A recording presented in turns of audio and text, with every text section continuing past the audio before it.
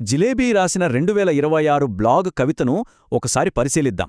ఇందులో తరాల మధ్య వచ్చిన ఆసక్తికరమైన మార్పులను అద్భుతంగా ఆవిష్కరించారు. అసలు తరాలు మారుతున్న కొద్దీ బంధాలు ఎలా మారిపోతాయి? కవితలో ప్రధానంగా వినిపించే ఆసక్తికరమైన ప్రశ్న ఇదే. ఒకప్పటి నిశ్శబ్దం నుండి నేటి పారదర్శకత వైపు సాగిన ఒక అందమైన ప్రయాణాన్ని ఈ కవిత మన కళ్లకు కడుతుంది.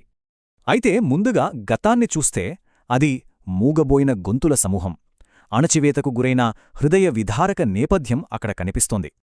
పెద్దల మాటే శాసనం, ఆ మాటల కింద నలిగిపోయి సొంత కలలు చంపుకొని మూగబొమ్మల్లా మిగిలిపోయిన పాత తరమది. హెరాల్డ్, క్లాడెట్, రేమండ్ ఇలా పేర్లు ఏవైనా కుటుంబ ఆధిపత్యం ముందు వారి వ్యక్తిగత కోరికలన్నీ పూర్తిగా మరుగున పడిపోయాయి.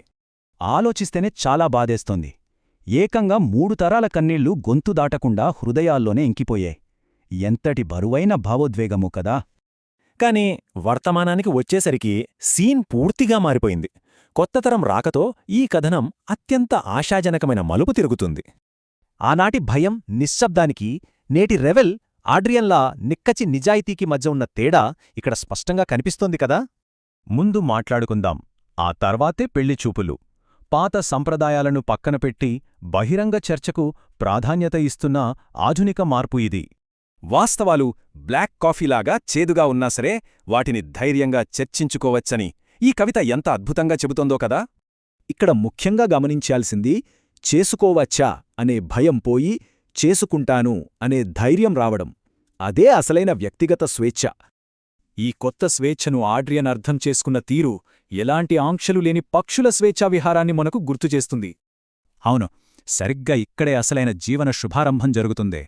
ఎలాంటి ఆంక్షల్లేని స్వేచ్ఛతోనే కదా నిజమైన జీవితం మొదలయ్యేది. కాలం మారింది, సమాజం ఎదిగింది, తరాల్ మారుతున్న కొద్దీ ఒకప్పుడు మౌనంగా ఉన్న ఆ బొమ్మలు చివరకు తమ గొంతును బలంగా వినిపించాయి.